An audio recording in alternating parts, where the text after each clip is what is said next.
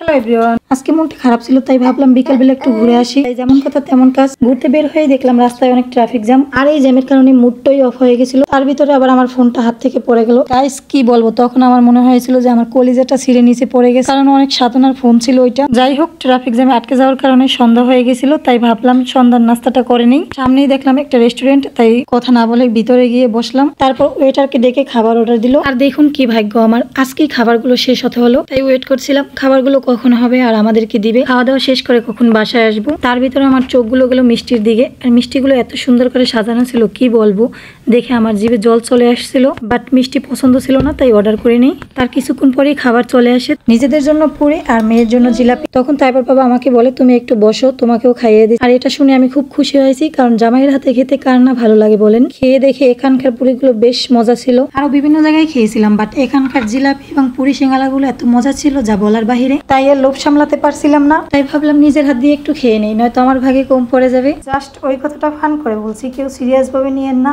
But ঢং দেখে দেখি সবাই আমার দিকে তাকিয়ে আছে, তাই তাড়াতাড়ি খাওয়া শেষ করে দুই একটা সেলফি নিলাম। তো আজ এই পর্যন্তই, সবাই ভালো থাকবেন, আল্লাহ হাফেজ।